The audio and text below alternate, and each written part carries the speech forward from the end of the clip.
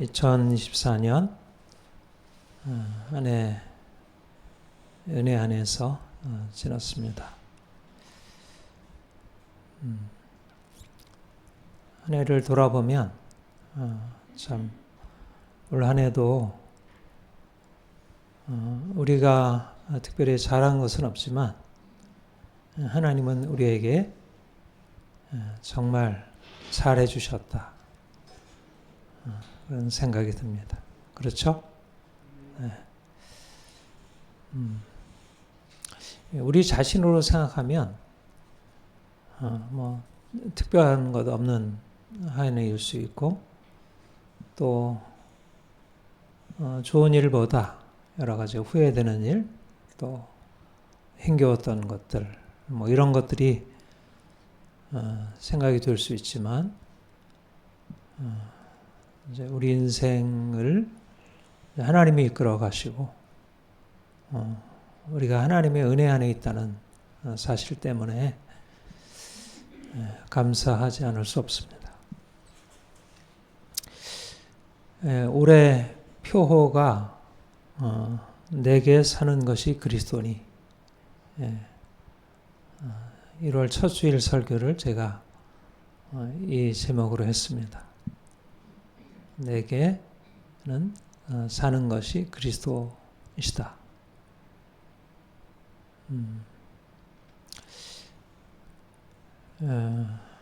정말 놀라운 고백입니다. 사도 바울이 내게 사는 것이 그리스도니 죽는 것도 유익함이라. 여러분, 죽는 게 유익합니까?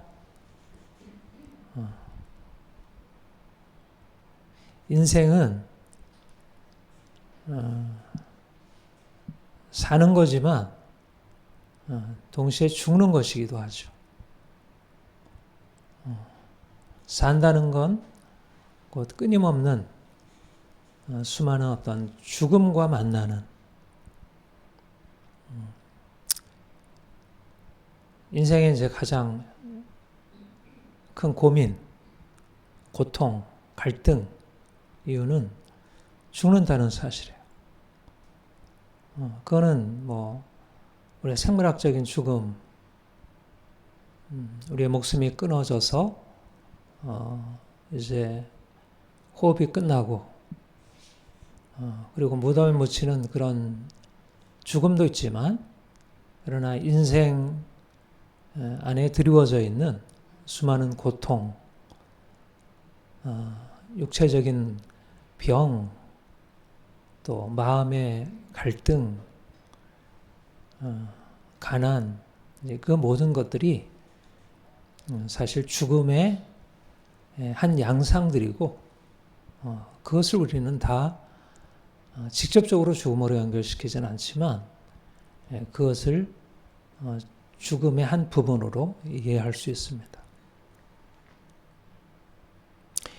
그리고 산다는 건 결국 이제 그런 우리를 끊임없이 공격하는 죽음에 대해서 씨름하는 것, 싸우는 것, 그것을 거슬러 가는 것.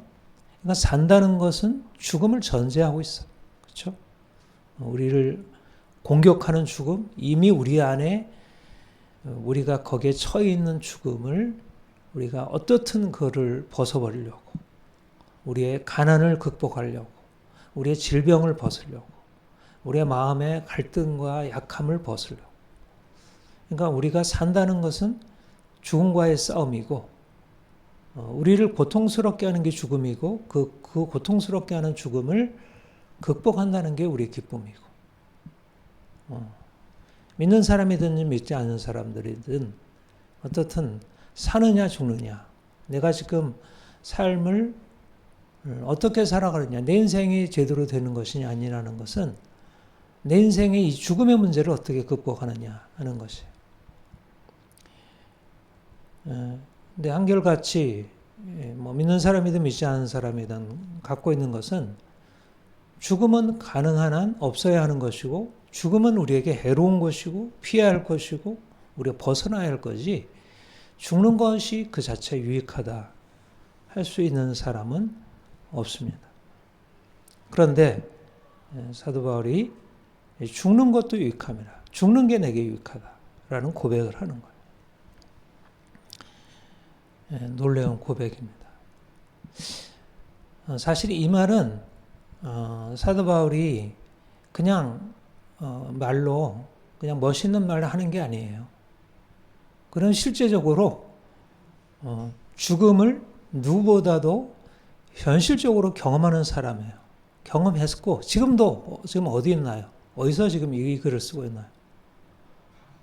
로마 감옥에서 쓰는 거예요. 빌보 성도들에게 옥에 갇힌 자로 죽음 한가운데 있는 자. 삶보다 오히려 죽음에 가까운 것으로 보였어요. 그런데 죽는 게 유익하다는 것은 내가 지금 갇혀 있는 게 내게 문제되지 않는다. 이것도 내게 유익하다. 또 실제로 그 앞에 보면 그런 얘기를 했죠. 내가 지금 옥에 갇힌 것이 나에게 오히려 유익하다. 이게 복음에 유익하고 내가 이로 인하여 여러 가지 고통을 만나고 있지만 이로 인해서 나 자신도 힘을 얻고 있고 이로 인해서 많은 사람들이 주님께 돌아와서 나는 이 일에 감사한다. 기뻐하라. 그러니까 죽는 것이 그를 괴롭히고 그를 고통스럽게 하고 좌절하고 그를 낙담케 하고 무기력하게 만드는 게 아니고 그가 오히려 그 안에서 새로운 힘을 얻을 수 있었다는 것입니다. 사실은 사도 바울이 다메섹 도상에서 주님 만난 이후에 그의 삶이 무엇으로 특징 지어졌나요? 한마디로 말하면 고난이에요, 고난. 그런 복음 전도자로 부름받았고 그가 가는 곳곳마다 특별히 그는 이방인 선교사로서 가는 곳곳마다 수많은 유대인들의 박해, 이방인들의 박해. 고린도후서 11장에 보면 강의 위험, 바다의 위험, 사막의 위험, 강도의 위험, 수많은 위험, 매맞고 옥에 갇히고 수많은 위험이 그를 둘러싸고 있었고 그는 고난으로 점철된 인생을 살았어. 그와 같이 그렇게 탁월한 하나님의 사람이 그렇게 고난에 점철된 죽음이 한가운데 있는 죽음이 그 인생을 장악하는 인생을 산 사람이 없습니다. 그러니까 외적으로 보면 그의 삶은 살아있는 삶이기보다 풍성한 삶이기보다 병든 삶, 가난한 삶, 고통스러운 삶, 죽음에 가까운 삶, 가능하면 피하고 싶은 삶, 그런 삶이었어요. 그런데 그는 그에게 주어져 있는 그 삶과는 다른 삶, 그것이 있었다는 것이. 내게 사는 것이 그리스도니, 사는 것이 그리스도니, 그리스도께서 내 안에 사신다. 이게 그의 삶이었습니다. 그가 드러나 보이는 삶은 죽음에 이르는 삶, 고통스러운 삶, 불행한 삶, 나락으로 떨어져 있는 삶. 누구도 그것을 칭찬하고 인정할 수 있는 것이 아니었는데 그는 오히려 그 가운데서 새로운 삶을 경험한 거예요. 그리스도께서 그 안에 사시는. 내 삶이 아니라 주님의 삶. 내가 죽고 주님의 내 안에 사시는 삶. 이게 그의 비밀이었어요. 그리스도께서 그 안에 사신다는 게 뭐죠? 그리스도께서 사신다. 내가 사는 것이 그리스도라는 말이 뭐예요? 그리스도는 누구셔요? 그는 죽은 자 가운데 산 자시. 모든 사람들은 다 죽음에 이르는 삶을 살고 있어요. 모든 생명은 다 죽어 있는 죽음을 향한 삶, 죽음에 정복당하는 삶이에요. 누구도 부자든 가난한 자든 병든 사람들이든 건강한 사람이든 세상에서 칭찬받는 사람들이든 그렇지 못한 사람들이 똑같이 다 죽음이 지배하고 있는 삶. 아담이 범죄한 이후에 모든 사람들이 죄 아래 있고 사망이 모든 사람들의 삶 가운데 드리워져 있어요. 그래서 사람들이 어떻든 그 죽음으로부터 벗어나려고 애쓰고 힘쓰지만 그러나 죄 아래 있는 한은 아담에 속해 있는 한은 인간은 죽음으로부터 벗어날 수 있는 존재가 아니에요. 사망의 종, 사망의 노예, 죽음의 노예. 그런데 그게 그리스도 안에서 끼어졌어요. 그는 죽은 자가 아니고 죽었지만 죽은 자 가운데서 부활해서 산 자가 되셨어요. 이것이 그리스도셔요. 그러니까 그리스도께서 유일하게 사신 자예요. 모든 사람들이 다 산 자라 보이지만 그러나 그들은 이미 죽은 자이고 그리스도는 죽은 자 가운데 산 자시죠. 그리고 그 죽은 자 가운데 산 자이신 그분이 그와 연합한 자, 그를 믿는 자에게 함께 하시면서 그들 안에 그 죽음을 이기는 생명, 그 영원한 생명을 불어넣어 주시고 그 생명으로 살게 하시고 이게 바로 그리스도를 믿는다는 의미고 그리스도 안에서 구원을 받았다는 의미예요. 사도 바울은 그가 주님 만난 이후에 그가 겉으로 볼 때는 계속해서 죽음으로 들어가고 누구보다도 불행한 삶으로 더 밑으로 떨어졌지만 그러나 겉으로 드러난 것과 다르게 전혀 다르게 그는 죽은 자가 아니고 산 자로 산 것입니다. 우리가 항상 예수의 죽음을 몸에 짊어지면 예수의 생명이 또한 우리 몸에 나타나게 하려 합니다. 이게 사도 바울의 삶이었어요. 두 가지죠. 두 가지.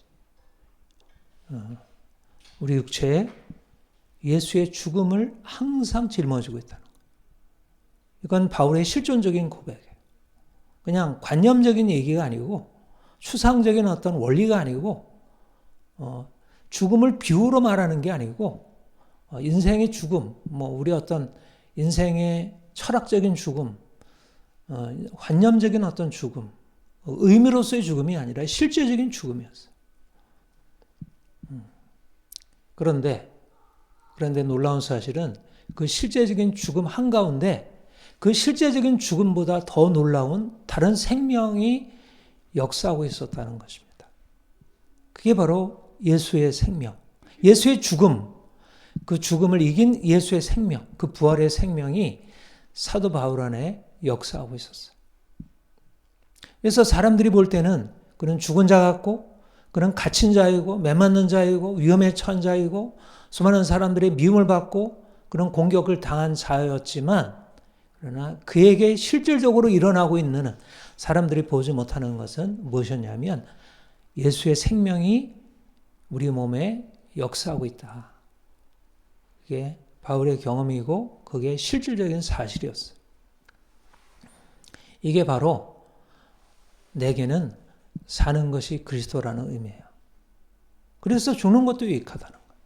왜냐하면 죽는 것은 결코 예수 그리스도께서 사셨다는 사실을 무효로 하지 못하니까. 이미 죽음이라고 하는 것은 그리스도의 생명으로 극복됐으니까. 그 극복된 생명이 그의 삶 안에 역사하고 있으니까. 그거는 관념이 아니라 실제이니까.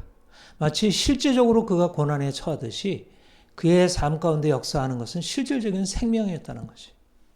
그래서 그는 두려워하지 않았고, 그는 낭망하지 않았고, 그는 염려하지 않았고, 그는 오히려 기뻐했고, 감사했고, 담대하게 복음을 전했고, 옥에 갇혀서도 그는 기뻐하라. 항상 기뻐하라. 내가 다시만 오니 기뻐하라.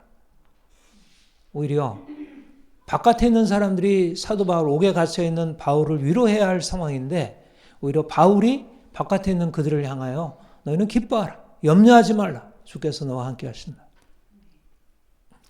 이게 바로 그리스도께서 우리 안에 사신다는 것. 내게 사는 것이 그리스도라는 삶의 의미입니다. 우리는 이거를 배워가고 있어요. 올 한 해 하나님이 주신 은혜는 우리가 돈이 더 많아진 것도 아니고 우리가 더 건강해진 것도 아니고 더 사람들이 우리를 더 칭찬해 주는 것도 아니고 물론 그 부분에 있어서도 하나님의 은혜가 있었죠. 전혀 없다 할 수 없겠지만은 그러나 그것은 미미하고 별로 그것은 드러나게 우리의 삶의 변화라 할 수 없을 것입니다. 그러나 우리에게 주어진 것은 바로 이 깨달음이에요. 내게 사는 것이 그리스도예요. 나는 죽은 자가 아니라 나는 산 자이구나. 그리스도께서 내 안에 사시니까 죽는 것도 유익하구나. 내가 이렇게 가난한 거, 내가 이렇게 병든 거, 우리 아이가 아픈 거, 사람들이 나를 오해하는 거, 이 모든 것들이 나를 힘들게 하는 것은 사실이지만 이것조차도 내 안에 예수님의 생명이 드러나게 하는구나. 이것이 우리의 삶의 고백이 되고 있다는 사실이 은혜라는 것입니다. 그렇죠? 예, 이게 은혜인 거예요. 내게 사는 것이 그리스도니라고 고백하는 것은 관점이 바뀌어진 것입니다. 관점이. 예. 육체로 인생을 바라보면 내가 가난하고 병들고 고통상하고 사람들이 나를 미워하고 갇혀있고 그런데 어떻게 거기서 기뻐하고 감사할 수 있겠어요? 어떻게 내가 내 삶이 살아있고 내 삶이 역동적이다 말할 수 있겠어요? 육체로 생각하면 불가능한 일이지. 사람들이 왜 인생을 불행하다고 여기나요? 왜 내 인생이 힘들다고 여기나요? 왜 나는 돈도 없고 나는 왜 이렇게 인생이 되는 게 없고 잘 안 풀리나 여기나요? 육체로 바라보기 때문에 그래요. 육체로 바라보고. 사는 것이 그리스도니 주는 것도 유익함이라 하는 것은 바로 육체로 바라보는 게 아니라 영으로 바라보는 거예요. 영으로 보아야 내게 사는 것이 그리스도니라는 사실이 보이기 시작해요. 죽음을 이기시고 부활하신 예수 생명이 내 안에 역사되고 있다는 사실을 알게 돼요. 그러니까 인생은 사실상 외적으로 주어진 상황이 아니라 내가 어떤 일을 만나고 있느냐가 아니라 그를 어디에 근거해서 바라보고 어디에 근거해서 평가하고 받아들이나요. 말하자면 관점이 바뀌었느냐는 거예요. 돈이 최고인 인생에게 가난하다는 것은 너무나 불행한 사실이에요. 내가 건강해야 되는데 내가 병이 들었다는 것은 인생을 너무 불행하게 만드는 거예요. 아이가 아프고 남편이 나를 괴롭히고 직장에서 이러저러한 힘겨운 일을 만나면 인생은 불행한 거예요. 그러나 내가 영으로 나를 인식하게 되면 예수께서 죽은 자 가운데 부활하셨고 죽은 자 가운데 부활하신 그가 그 죽음을 이기시고 부활하신 그 생명으로 내 안에 일하시고 나를 이 낮은 자리에서 이 고통스러운 자리에서 나를 일으키시고 오히려 이 고통스러운 상황이 나로 하여금 더 주를 바라보게 하고 나를 경고케 하고 내가 주 앞에 견고하게 붙들리게 한다는 사실 때문에 그게 나를 힘들게 하고 낭망케 하는 게 아니라 오히려 그것 가운데서 감사하고 기뻐할 수 있는 거죠.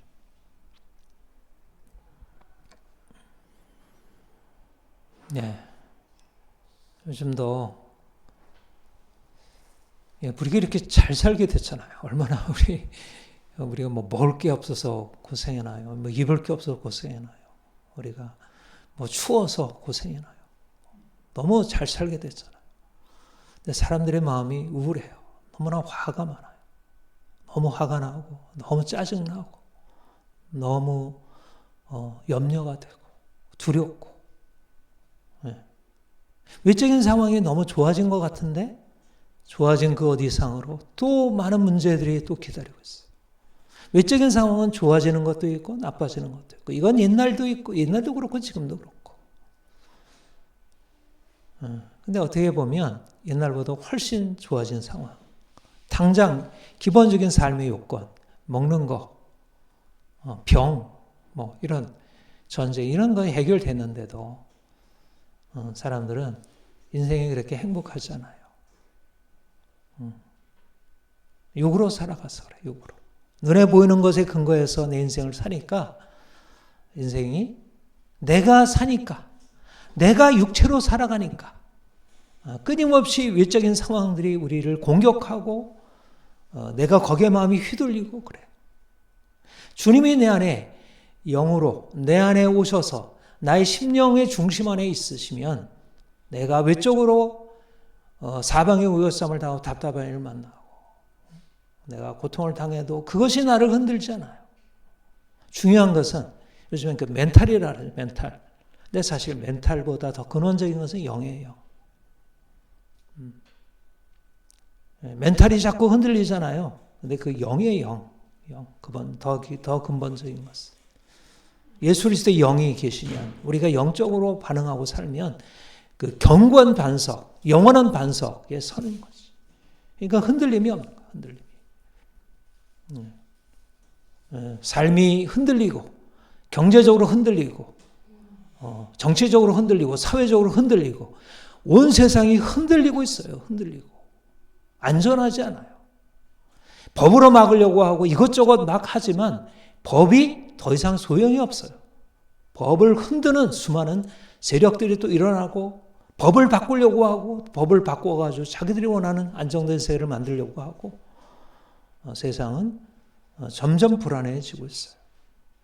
죽음은 결국 그리스도, 죽음을 이기시고 극복하신 그리스도 안에 있는 것이지 생명은 내가 예수 그리스도의 그 생명이 내게 없으면 현실은 너무나 고통스러운 상황이 준비되어 있다는 것입니다.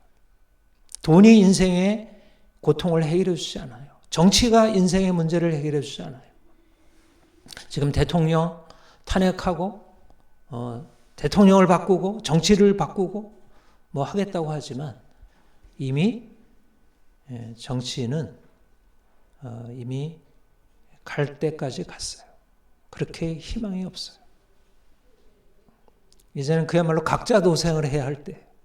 근데 각자 도생할 수 있는 수많은 버전들이 있죠. 근데 예수 그리스도 그분의 생명이 아니면 모두 다 여기 오면 살 수 있어. 이거를 붙들면 살 수 있어 하지만 다 죽게 되어 있습니다.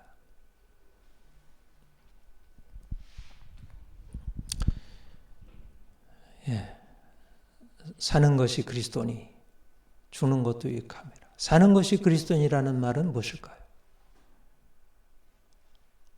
우리가 사는 것이라고 할 때 우리는 육체로 사는 삶, 돈 벌고 좋은 직장 들어가서 안정된 인생 사는 것.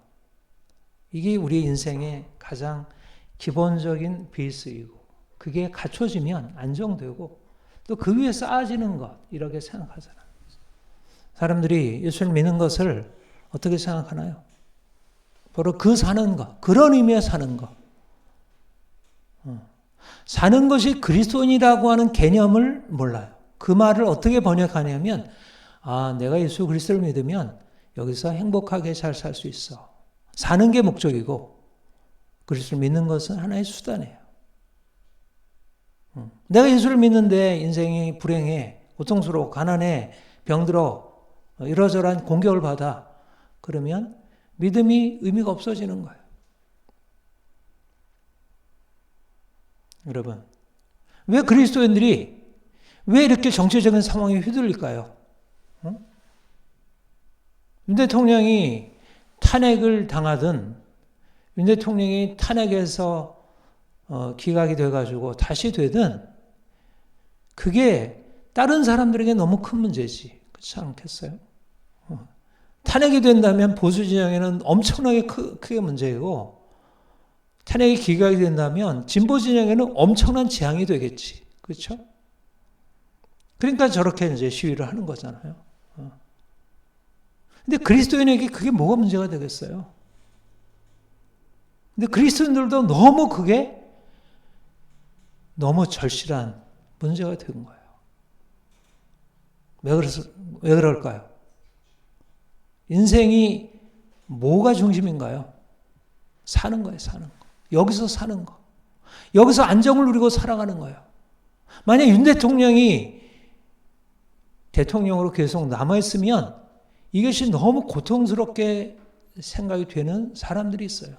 윤 대통령이 탄핵되고 새로운 대통령이 만약 이재명 대표가 대통령이 된다면 정말 재앙인 사람들이 있어요. 실제적으로 그런 결과가 있겠죠. 그런 믿음은 뭔가요? 믿음은 결국 그 현실적인 그 문제들을 해결해 주는 게 믿음인가요? 윤 대통령이 어떻든 탄핵을 피해서 그가 보수, 자유민주주의 대한민국을 지켜주는 게 그게 믿음의 의미인가요?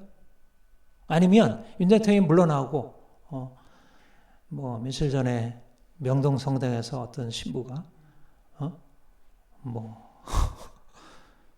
무슨 발광한다고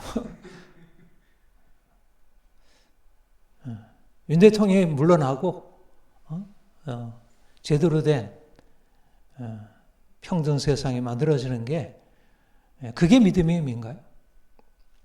이것도 저것도 아니에요. 뭐가 문제입니까?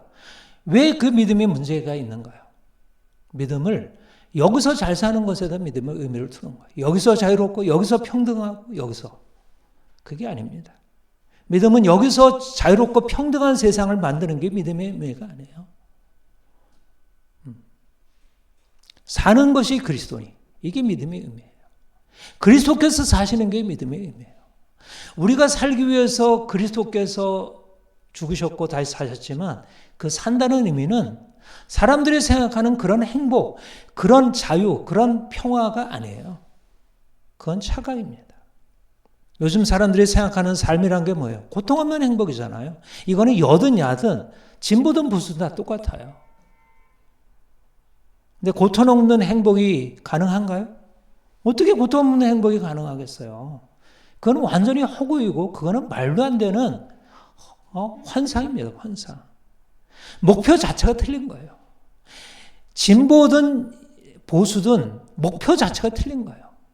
삶에 대해서 바라보는 목표 자체가 틀린 거예요. 행복, 고통 없는 행복이라고 하는 것은 이미 그 자체가 잘못된 환상의 목표예요. 그거를 추구하면 곧 죽는 겁니다. 하나님이 인생에게 주어주신 것은 고통을 통해서 행복을 얻으라는 거예요. 이 세상 일반 은총의 차원에도. 옛날에는 종교가 그 일을 가르쳤어요. 종교가 도덕이 그 일을 가르쳤어요. 근데 지금은 종교 도덕이 사라지면서 고통 없는 행복이 마치 인생의 전부이라고 생각하고 교회조차도 말씀조차도 그것을 계속 지원하고 있는 거예요. 보수주의든 진보주의든. 목적은 인생의 행복이 아니라 목적은 그리스도입니다. 그리스도를 위하여 우리의 모든 행복을 내려놓는 거예요. 그리스도를 위하여 우리가 행복을 내려놓고 고통을 감수하며 살아가는 거예요. 그게 그리스도께서 산다는 의미예요. 죽음도 유익한 것이 바로 우리가 그리스도 안에서 사는 의미예요. 사람들이 목적과 수단을 잘못 뒤집어 놨어요. 세상의 목적과 수단을 뒤집어 놓은 것이야 이해할 수 있지만 믿는 사람들조차도 왜 우리가 정치에 참여하는 것을 경계해야 합니까? 정치는 다 목적과 수단을 바꿔놓은 거예요. 이미 행복을 목적으로 삼는 것이 보수 진보의 정치적인 목적이에요. 그렇잖아요. 국민들에게 약속하는 게 뭐예요? 당신들에게 고통 없는 행복 주겠다는 거잖아요. 그게 보수적인 방법이든 진보적인 방법이든. 근데 왜 기독교가 거기에 참여하고 그것을 위해서 목숨을 걸어야 되나? 탄핵이 되든 안 되든 그게 무슨 우리의 기독교 신앙에 있어서 결정적인 변화를 가져다 주나요?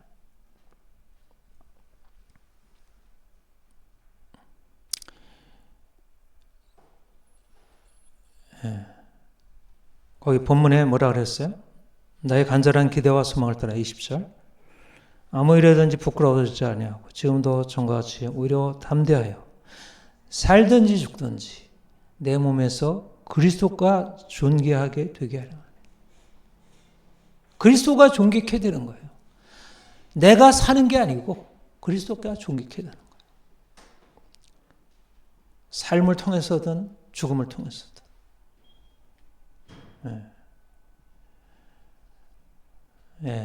햄릿의 유명한 대사가 있죠. 사느냐 죽느냐. 이것이 문제로다.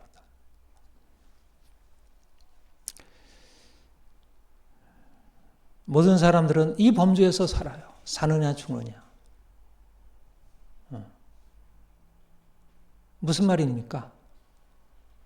죽어서는 안 된다는 거예요. 죽음은 없어야 한다는 거예요. 그런데 죽음을 피할 수 없는 게 인생의 딜레마예요. 죽음은 없어야 하는데 그게 간절한 소망인데 죽음을 피할 수 없다는 거예요.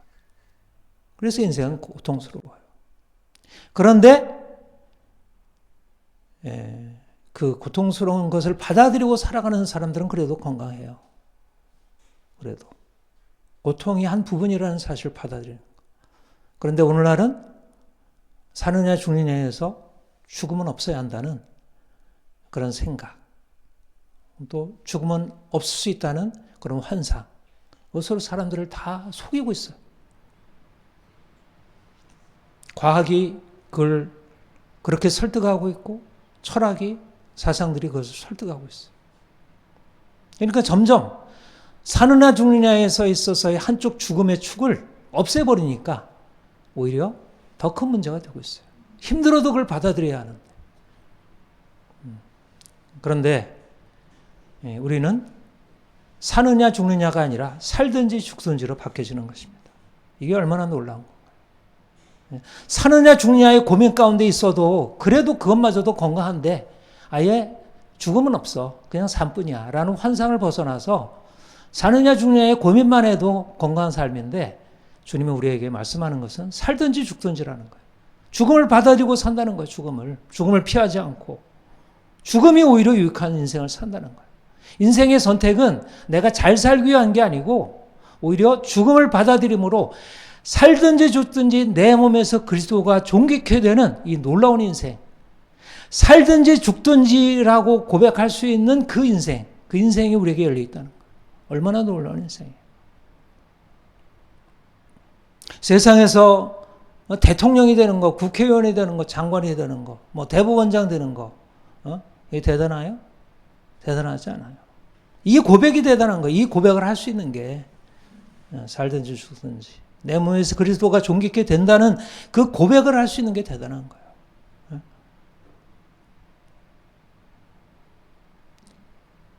그러니까 여러분,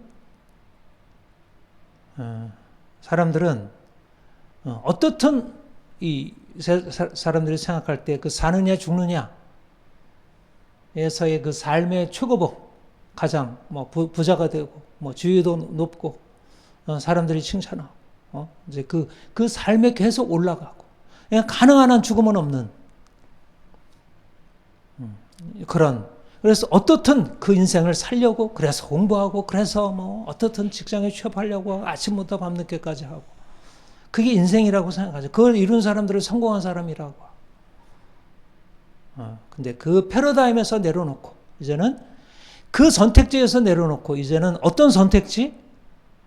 내가 사느냐 죽느냐에서 내가 살든지 죽든지 내 몸에서 그리스도가 존귀케 되는 내가 삶을 통해서 그리스도가 존귀케 되면 그 삶이 복된 것이고 내가 죽음을 통해서 내 몸에서 그리스도가 존귀케 되면 그게 복된 것이고 죽음은 불행한 게 아니고 죽음이 없어야 하는 게 아니고 죽음을 통해서라도 주님이 내 안에 존귀케 되면 그게 가장 귀한 인생이라는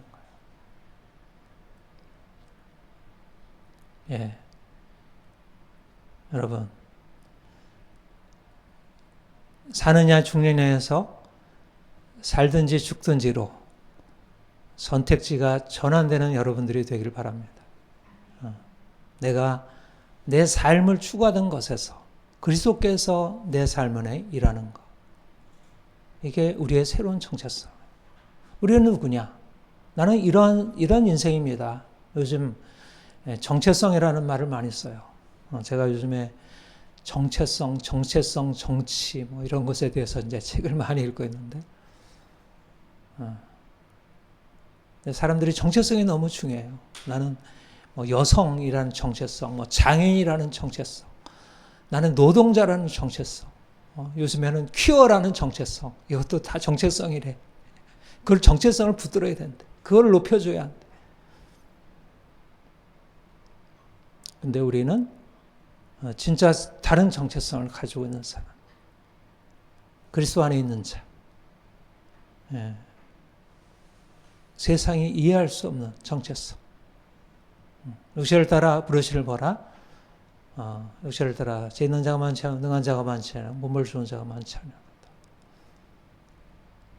인생이 세상적으로 보아 별 볼 일 없는 사람. 오히려 별 볼 일 없는 것마저도 잃어버리고 있는 사람. 세상에서 전혀 주목의 대상이 되지 못하는 사람.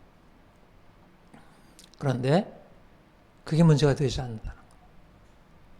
요즘 우리 커밍아웃 하잖아요. 커밍아웃. 요즘에 커밍아웃 해요. 이상한 커밍아웃들을 해요. 근데 그리스도인들은 어떻게 되고 있나요? 다 지금 숨고 있어요.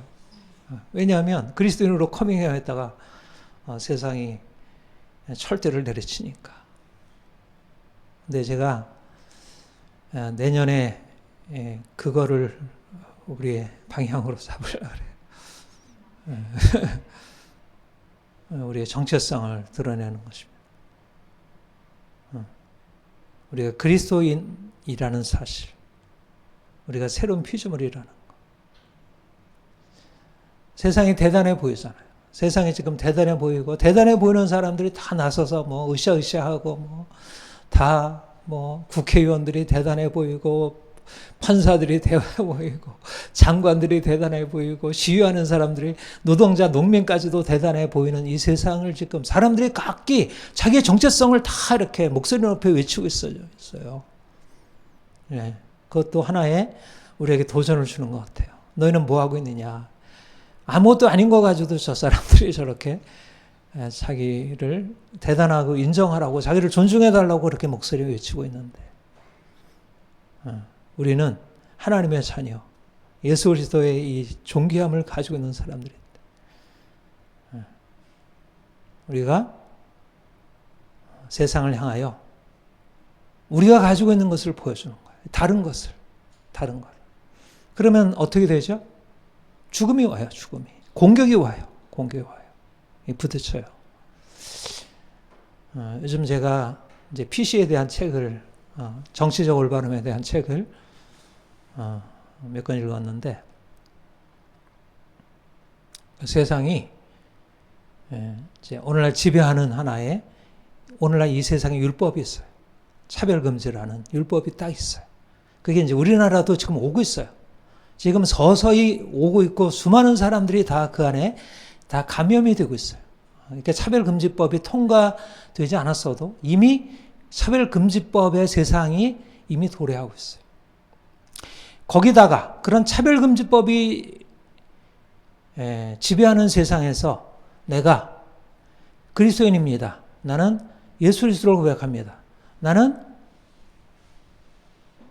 동성애주의고 트랜스젠더, 이거는 문제 있고, 이렇게 용기 있게 우리의 정체성을 드러내면 어떻게 될까요? 고난이 오는 거예요. 그때 우리가 고백하게 될 내용이 뭐예요? 사는 것이 그리스도니 죽는 것도 유익함이라. 그게 바로 거기서 나오는 고백이에요. 사도 바울이 모두 다 율법이 지배하는 세상에서 율법의 행위가 아무것도 아니라 얘기를 했다가 그가 공격을 받고 그게 죽음에 처하게 됐어요. 그런데 바로 그가 예수 그리스도, 그분을 믿는 것이 유일한 길입니다. 이라고 그 안에서 사는 것이 그리스도인을 경험하게 된 것입니다. 여러분, 우리가 예수 그리스도 안에서 얻은 생명, 그리스도 안에서 얻은 우리 안에 있는 새로운 정체성, 그것을 가지고 드러나게 될 때 세상은 엄청나게 공격을 받게 돼요. 세상은 근본이 흔들리게 돼요. 사실 그리스도인이 일어나야 돼요. 사도 바울이 일어나서 예수 그리스도의 생명을 증거했을 때 유대교가 무너지고 로마가 무너지고 세상에 온통 엄청난 변화가 일어났어요. 여러분, 세상이 지금은 하나님이 없이 사는 것을 추구하면, 사는 것을 추구해서 그들이 붙들게 되는 게 뭐예요? 다 우상이에요, 우상. 그들의 삶을 지탱해 준다고 여겨지는 것은 세상에 헛된 것들이에요. 지식들, 돈, 그런 이데올로기 이런 것들이 그들을 붙들어줘요. 근데 그것은 다 허상이에요. 우상들이에요.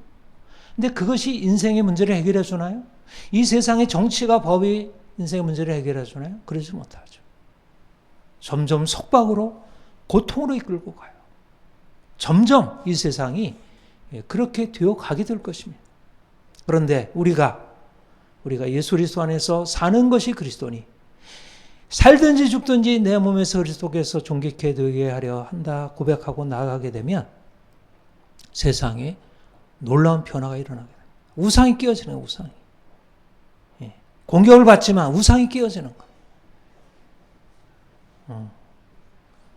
우리가 사실 세상과 싸우는 방식이에요. 그리스도인이 우파로 결집해가지고 대통령 탄핵을 멈추게 하는 게 그게 세상과 싸우는 방식이 아니고 그 모든 우상 다 내려놓고 여당이든 야당이든 붙들고 있는 우상 내려놓고 그리스도 그분을 따라서 살아가는 것. 내게 사는 것이 그리스도니. 그럴 때 세상에 놀라운 변화가 일어나게 돼요. 우상이 깨어지면서 삶이 회복되어지고 세상이 변화되고 세상이 자유롭게 되고 아이들이 회복이 되고 가정이 회복이 되고. 여러분, 사는 것이 그리스도니 내게 죽는 것이 유익함이라. 살든지 죽든지 내 몸에서 그리스도가 존귀케 되려 한다는 사람들이 세상을 살리는 거예요. 오히려 죽음을 두려워하지 않고 나가는 사람들이 세상을 살리는 거예요. 살겠다고 아웅바둥하고 서로 싸우는 사람들은 세상을 다 망가뜨린다면 그게 대통령이든 국회의원이든 판사들이든 세상을 살리겠다고 법을 만들고 그것을 법을 이루겠다고 그렇게 싸우지만 그게 세상을 망가뜨리고 있지만 내가 세상에 그런 추구 그런 거 내려놓고 그리스도를 따라 행하게 되면 세상을 살리는 거예요. 살든지 죽든지 내 몸에서 그리스도를 존귀케 하는 사람들이 세상을 살리는 거예요. 세상을 바꾸는 거예요. 세상을 죽음에서 고통에서 건져내는 거예요. 사단의 권세에서 건져내는 거예요. 여러분, 교회가 세상의 희망입니다. 주님을 믿고 주님을 따라가는 사람들이 세상의 희망이에요. 25년도 이제 새해가 오게 되면 또 수많은 일들이 일어나겠지. 정치적으로, 사회적으로, 국제적으로 수많은 일들이 일어나겠죠. 사람들은 수많은 일들 속에서 우왕좌왕 방황하고 부르짖고 두려워하고 점점 더 그러게 되겠지. 온통 온 세상 안에 전쟁의 소문이 그치지 않을 것이고 그리고 온통 수많은 싸움들이 곳곳에 일어나게 될 것이고 중심, 예수 그리스도. 그분이 우리의 삶의 중심이 되지 않는다면 그분이 우리의 삶의 중심이 되어서 그가 우리의 삶을 끌어가지 않는다면 어디서 이 세상을 안정하게 할 수 있겠어요? 하나님이 올 한 해 우리 안에 이 그리스도께서 우리 안에 사시는 이 귀한 진리를 붙들고 한 해 지나오게 하셨고 생명을 경험하게 하셨고 또 새해도 하나님이 우리를 놀라운 진리 가운데 인도하실 것입니다.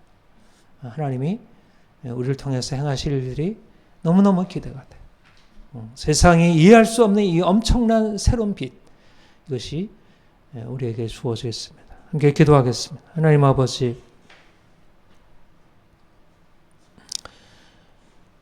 우리가 예수 안에 얻은 이 놀라운 생명의 비전, 생명의 빛, 얼마나 놀라운 것을 우리가 받았고 이걸 누리고 있는지 감사하지 않을 수 없습니다. 주님, 올 한 해 돌아볼 때 내게 사는 것이 그리스도니 죽는 것도 유익함이라. 주님이 우리의 고백이 되게 하셨고 또 실질적으로 우리의 삶 가운데 주님께서 일하신 것을 감사드립니다. 살든지 죽든지 내 몸에서 그리스도가 존귀케 되게 하려 한다. 바울의 고백처럼 우리 인생 안에 예수 그리스도 그 이름이 존귀케 되게 하옵소서. 세상에 헛된 우상을 붙들고 인생을 점점 수렁에로 이끌고 가고 있을 이때 우리가 우왕좌왕하지 아니하고 예수 그리스도 주님만 의지하며 주님만 바라보며 주님 따라 생명의 길, 죽음을 통해서 이루는 그 생명의 길 걷게 하옵소서. 우리 안에 행하시는 주님을 찬양합니다. 감사합니다. 예수님의 이름으로 기도합니다. 아멘.